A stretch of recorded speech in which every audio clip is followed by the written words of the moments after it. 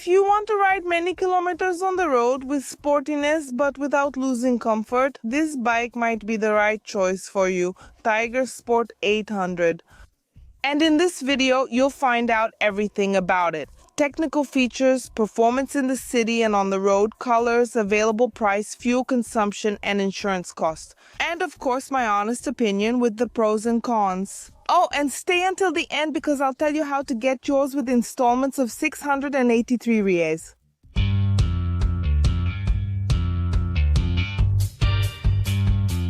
If you're new here, I'm Amanda Pagliari. This is Brazil's most charming motorcycle channel, offering the most comprehensive two-wheel videos. So go ahead and hit the like button and subscribe to the channel with the bell turned on so you don't miss any videos. The Tiger Sport family has expanded, and the 800 is for those seeking a motorcycle to ride and travel but still doesn't give up on having a sporty and exciting engine. It had already been launched abroad in 2024, but it only arrived in our country this year in 2025 to join the current 660, which came first in the Tiger Sport family. And speaking of this category, this Tiger Sport family, don't confuse it with an off-road bike like the traditional Tiger from Triumph, okay? This is a bike in the crossover or sport touring category, a bike made to ride on asphalt, 100% asphalt. Different from the Tiger, which is a big trail bike. In other words, it's a bike with a sporty heart, but with a more comfortable design and structure. We have bulky fairings. It even kind of looks like a sport bike, right? With this very beautiful side fairing here. However, it's a compact bike. When you look here, so we have these plastic fairings, which in my opinion are very beautiful. It's already the Tiger Sport family's identity. Down here, unlike the 660, we have a spoiler that gives a refined finish, hiding the exhaust outlet. Here, at the rear part of the bike, we already have the factory mount for you to attach the side cases, okay? And it's also different from the 660, whose exhaust is hidden underneath. Here we have the exhaust sticking out to the right side. A compact exhaust, by the way, I liked it. Here, on the front shield part, we have this very interesting air intake right here. And one thing I really liked are these side deflectors here. They're very beautiful. The windshield is adjustable just like on the 660 Sport, right? And you can choose which adjustment level is best for you. So it's not just the top and minimum, right? You can see. There are 1, 2, 3, 4, 5, 6, wow, 7.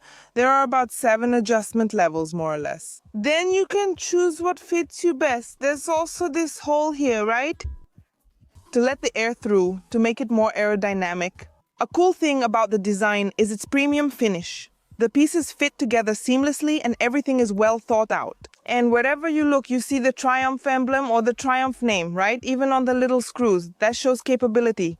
Attention to detail from the English manufacturer. And here we have the daytime running light.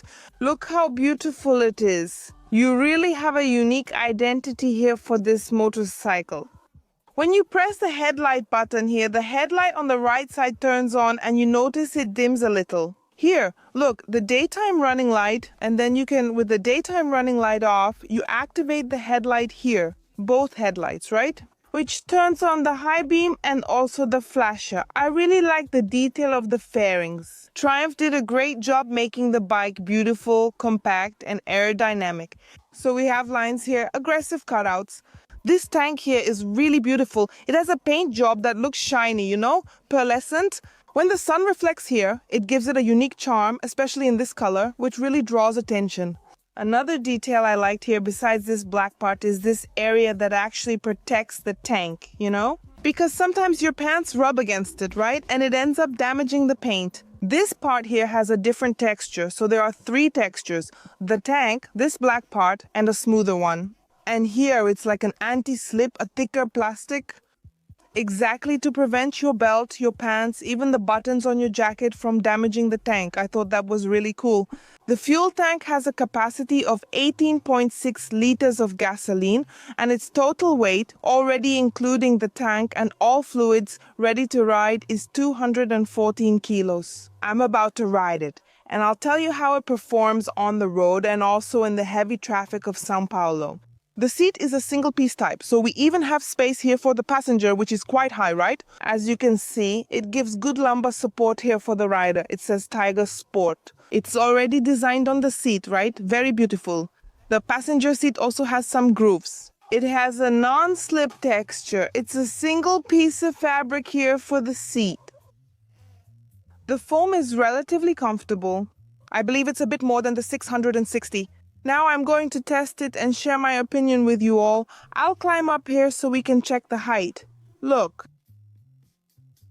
From the seat to the ground, it's 83.5 centimeters. I am 1 meter 77 tall and I can put both feet on the ground without any difficulty. It's important to mention, already getting ahead to the accessories part, that Triumph offers a lower seat.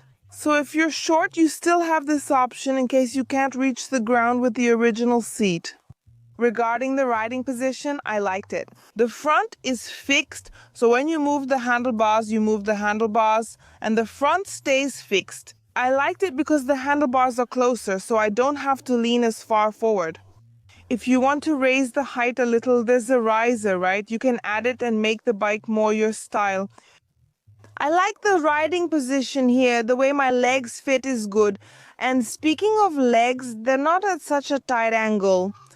Actually, it doesn't get tiring. Apparently, the way I am right now, it doesn't tire me out. I stay in a position here that's very comfortable, very easy to ride. Soon, out on the road, I'll tell you my impressions. The foot pegs are retractable, made of aluminum, and they don't have a rubberized finish. Not for the passenger, nor for the rider. I'm going to come here to the passenger seat just so you can see. Look, yeah, passengers are going to sit really high up here on this bike. And the leg position is a little bit bent here. Not too much, right? Yeah, you have to try it out. The passenger seat seemed more comfortable to me, but the foam density, not so much. I think there's some of my butt hanging off. There's not enough seat here for the passenger. I think the passenger seat could be a negative point. Hold on, I'll list the pros and cons of this bike in a moment. It doesn't come with a center stand as standard, nor does it come with any other accessories that you can't already see here on the bike. And it comes with an electronic throttle, which gives faster responses to the engine. And speaking of the engine, this isn't the same one from the old Tiger 800, no. This engine here is derived from the 660, let's put it that way. It's the same engine, but of course with a larger displacement and remapped, but the base is the same. It's a 3-cylinder inline engine with 798 cubic centimeters liquid-cooled that produces 115 horsepower of maximum power and 8.5 kilogram-force-meters of torque at 8,500 revolutions per minute. At around 7 to 8,000 revolutions per minute, you really feel this bike's torque. I found it to be very torquey, which is really interesting, especially for those who are going to ride in the city, not so much on high-speed highways. It has 6 gears, a final chain drive, and a factory kick shifter. That's a good thing. You don't need to press the clutch here to downshift or upshift, and you can turn this off on the dashboard. But if you want to squeeze the lever here, it has the slipper and assist clutch technology, which means the assist technology makes it smoother when you squeeze the lever, reducing fatigue. The slipper technology, on the other hand, prevents the rear wheel from locking when you make a sudden downshift, giving you more safety and stability. The dashboard is fully digital and the same as on the Tiger Sport 660 Daytona and Trident. Here with this frame, right here on the outside, it even includes the indicator lights, right? Interesting dashboard with a dark background here. Up here at the top, we have it in a digital format, right? Tachometer, speedometer, fuel gauge. There's the N here. It's also showing that it's in neutral. And down here at the bottom, we have the onboard computer so we can switch the dashboard information. It's right here on the left handle, so we press down, right? It's not to the side, okay?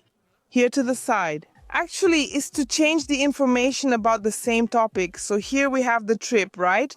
Trip A, below we have kilometers per hour, we have some information. Then here we press to the right, we have information about trip B, right? Trip 2. We can return here. To close this info, press down. That's it. We have the instant fuel consumption. We have the average consumption, which is 16 kilometers per liter. In this section, we have the coolant temperature. We have the maintenance information, right? Interval. Here you can decrease or increase the brightness of the dashboard. Here we have this little screen that's showing the gear indicator, right? In a really big way. Here we have the connectivity information, so we can play music, right? Go back or pause. Learn more about phone connectivity and turn-by-turn navigation here. Because this dashboard already comes with my Triumph standard. Look, how cool is that? And then when you get to the main menu, you press this little check mark here and we can adjust the bike's settings, okay? I'm not going to go through everything, but just so you have an idea here. We have the TSA here, which we can turn on or off. We also have the indicators, right? We have the traction control here, which we can also turn off, but whenever we turn it off, let me show you, okay? When we turn it off, it shows up here on the screen as deactivated. However, when we turn it back on here, the motorcycle will show up. Actually, the traction control information will disappear, meaning it will be activated again. And then finally, we have several maintenance settings here, which we can access here. Route settings, we can reset the trips, and display settings. We can choose here. We can choose what will be shown to us. See, it's all here. Oh, I don't want it. For the coolant, for example, so I come here and remove it. So that's one less thing that will show up. Anyway, guys, a super complete dashboard with connectivity already standard. And on the outside, we have some warning lights here. We have the ABS indicator, the neutral indicator, the headlight indicator, and service lights. The important thing is that when you start riding it, all the lights should turn off unless the traction control light comes on, right? If you turned it off. Here, the warning lights only activate if there's an issue with the motorcycle.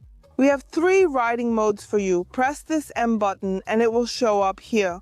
There are only 3, road, sport, and rain. We can adjust the settings for each ABS item. So here you have ABS road and the engine delivery map, right? And we have rain traction control. And then we can do that. For each of the riding modes, you can configure these parameters, right? So for example, I want to leave it here. In sport mode, for example, you can adjust it, but to turn off the traction control, that's a separate part as I showed you.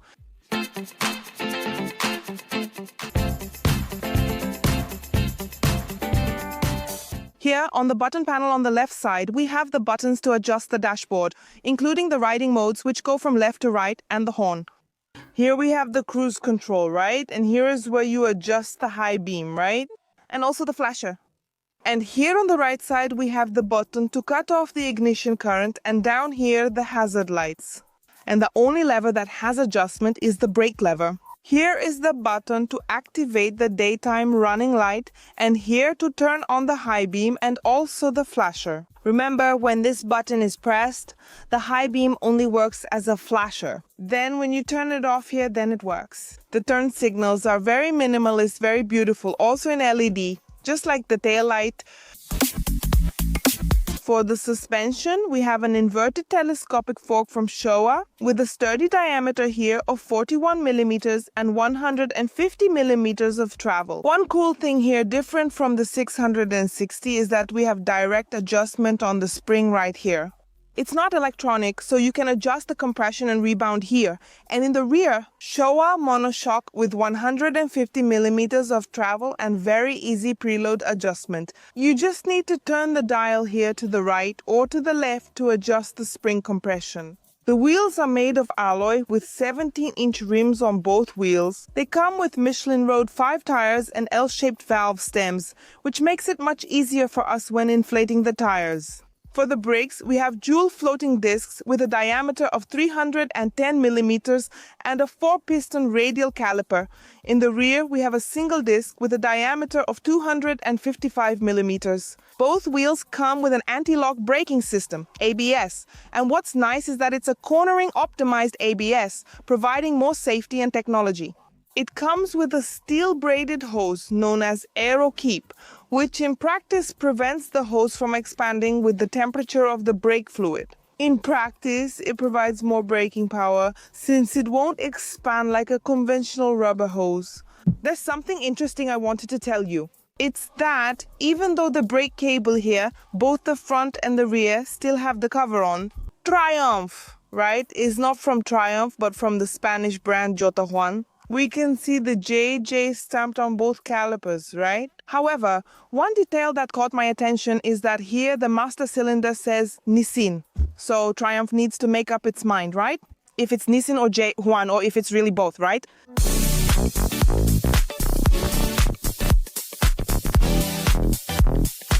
And now that I've already shown you everything about the new Tiger Sport 800, it's time to take it for a ride on the highway and also go through some traffic in the city. End the video by covering its pros and cons. But if up to this point you're already finding the video really cool and complete, how about leaving your like, huh? It helps and motivates me to create more videos. And finally, if you like it, subscribe to the channel. Now, hop on my back.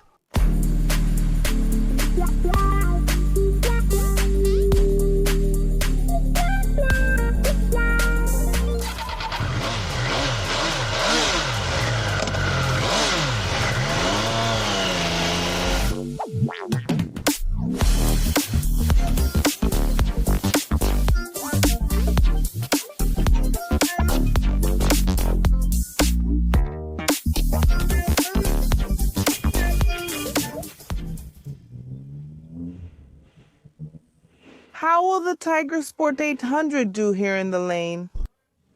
Right away, in the heavy traffic of São Paulo with this bike, since it has compact dimensions, it should be useful, right? Give me a little space. So, to ride here in heavier traffic, we have a bit of difficulty. There's no way around it. Wow, I'm feeling a blast of hot air on my leg here, guys. You can't even imagine. It's hot in São Paulo, okay, but this stop and go traffic here in São Paulo is making the engine heat up a lot. So I'm feeling it more here on my right leg. Hotter. Oh, this cycling here is really nice to ride. The cycling is really agile too. And it's recommended for those who like to travel with a lot of sportiness. Those who like design, those who like the 3-cylinder engine, right? Wow, that nice raw original gauge. A motorcycle that really surprised me. I'll soon discuss the pros and cons of highway riding. Quick shifter, look, it works well. Shifting up to down, I found it more enjoyable. Going down, I thought it was much smoother. The gearbox is perfect. Shifting up, I found it a bit stiff. But it's working like this, okay? It's the suspension. Let's go suspension. It has a firmer calibration. All right then. Avoid potholes because it has a sporty characteristic and it's not meant to handle potholes and all that. Whoa! It brakes very well. I need to tell you about these brakes here on the Jota Juan. They're really good, you know? I like them a lot. Front brake approved.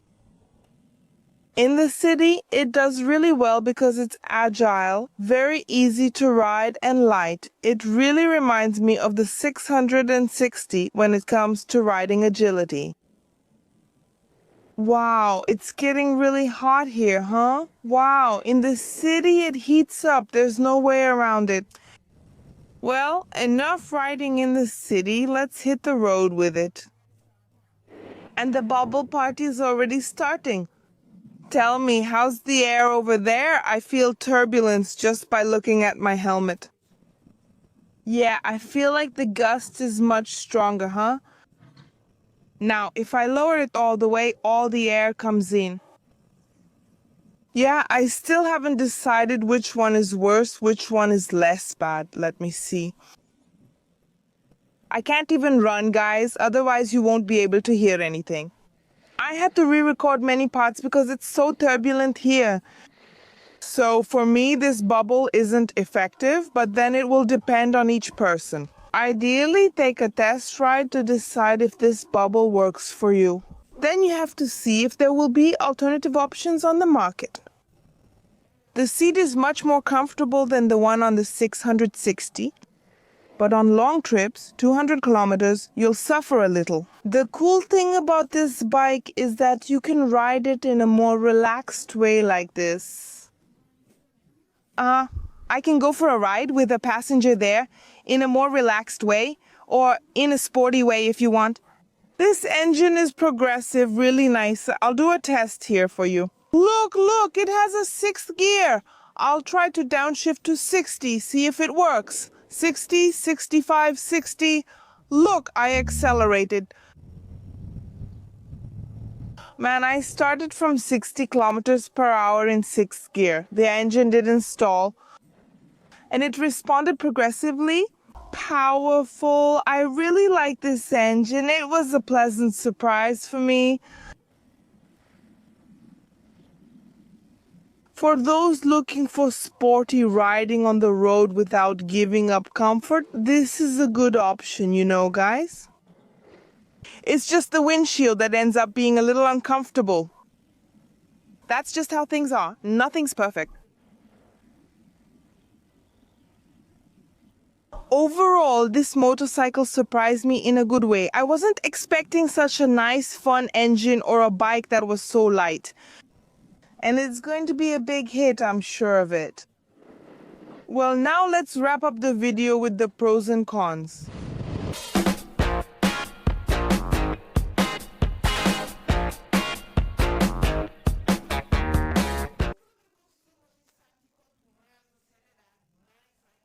There's no way around it. In sport mode, driving on the road, flooring it, really. With the revs up high, it averages 17 kilometers per liter. Then, driving in the city or on the highway, when I drove more gently, let's say, it averaged 19 kilometers per liter. But there are reports of people who can even get over 20. Are you one of them? Write it here in the comments.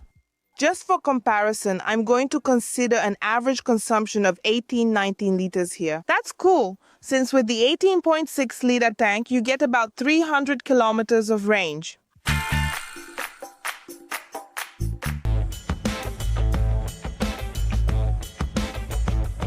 And now I'm going to talk about the positive and negative points, remembering that this is my opinion, Amandinha, and I'm not the owner of the truth. You can agree or disagree respectfully in the comments, but first you need to be subscribed here to the Motoplay channel.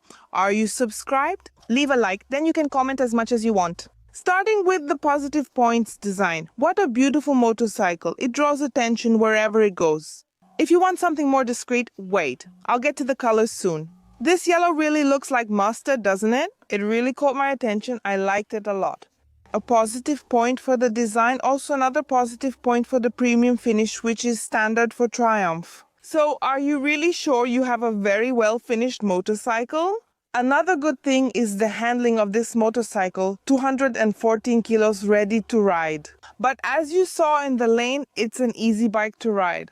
Okay, the handlebars are a little long, but wow, it's very easy to ride. So handling gets a positive point. And it's also great on curves. So if you really like taking lots of turns on winding roads or mountain passes, this bike will please you. The engine is really exciting. You can feel a huge difference between the 660 and this engine here. It's not just that this one is more powerful or has a higher top speed. No, the way it delivers power is much more enjoyable than the 660. And really, the low-end torque, the flexibility, in traffic you ride smoothly, but on the highway you accelerate and it takes off. So that's a positive point for the engine and for the sound, right? You can add the Akrapovic exhaust as an accessory here, but honestly, this amazing sound, original, with this factory muffler already makes a really good impact. So that's a positive point for the sound. Another good thing is that the Triumph key comes with an electronic immobilizer. In practice, if you make a copy that's identical to this key at a locksmith and put it here in the ignition, the bike won't start because the electronic component will be missing. And since this makes things harder for thieves in case of theft, it's already a positive point on its own, and it comes straight from the factory. And to answer you here, I like the suspensions. They're firm from Showa, sturdy, and I thought they absorbed a lot. Even on our bumpy streets, remembering that it's not really what it's made for. I'm going to ride very comfortably. The focus of the suspension is to let you adjust it and give you a lot of stability on the road because this bike is made for speeding on asphalt. But I liked it, okay? Front and rear, especially with this easy adjustment. Another plus is the brakes, especially this caliper. Kota Juan is coming on several motorcycle brands, and for me it was a surprise, a new brand. We always feel a little hesitant, but in my opinion, they didn't leave anything to be desired. They must be cheaper than the top of the line ones, right? But I thought they did their job very well. Let's see how durable they are over time, but there's nothing to complain about. In fact, just compliments. This front here really brakes a lot.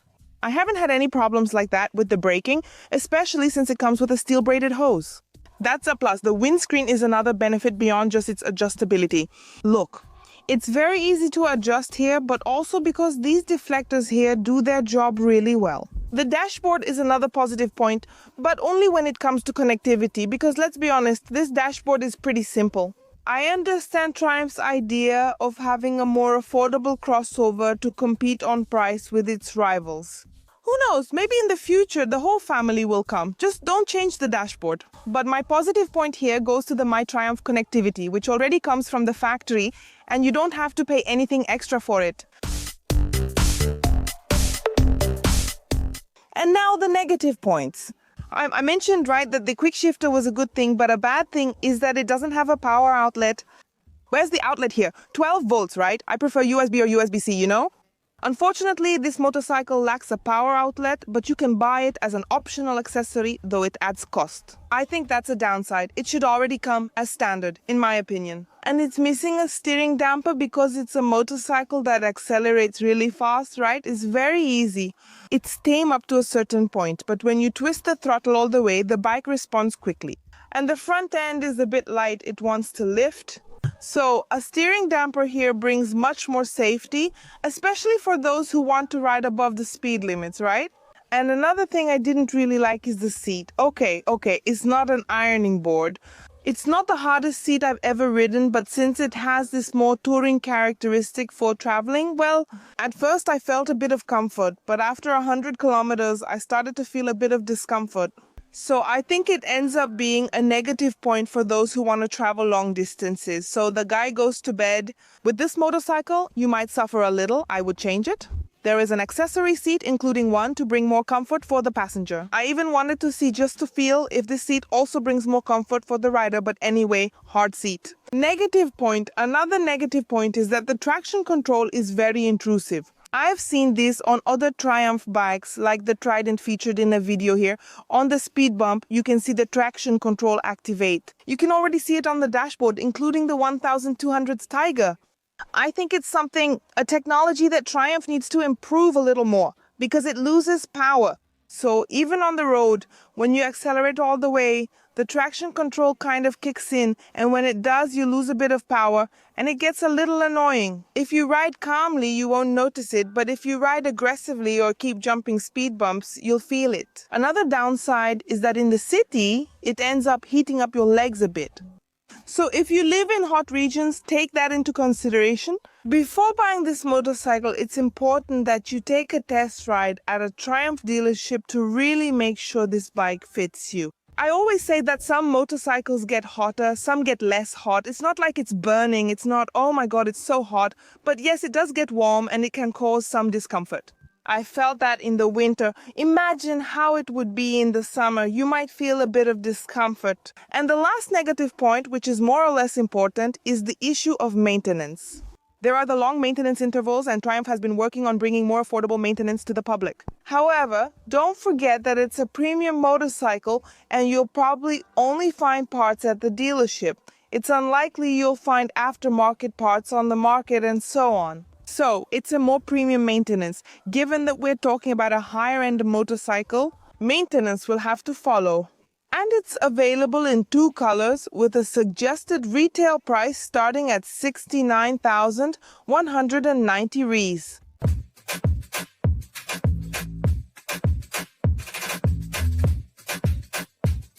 Could the price be a downside?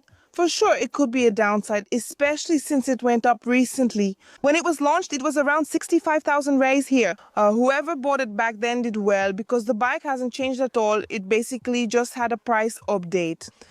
But everything is expensive in Brazil, unfortunately. But write down here below if you have more positive points, more negative points about the Tiger Sport 800, and what do you think about the price? Write it down here below. So that's it. If you liked the video, leave a like and share this launch with your friends. If you can, take a test ride because this bike, guys, is amazing. I really liked it. Remember that there's a full review video with her little sister, the Tiger Sport 660. I'll leave the link in the card and also in the description. Up here, I'll leave a really cool video for you, and down here, another one that I'm sure you'll like. Subscribe to the channel if you haven't already, and turn on the bell to receive all the notifications. And if you want to become a member and contribute even more to my work, enter monthly prize draws, get exclusive access to special content, Amandinha's calendar, photos, videos, and much more. Become a channel member. I'll leave the link here in the description. So that's it. See you next time. A moto kiss.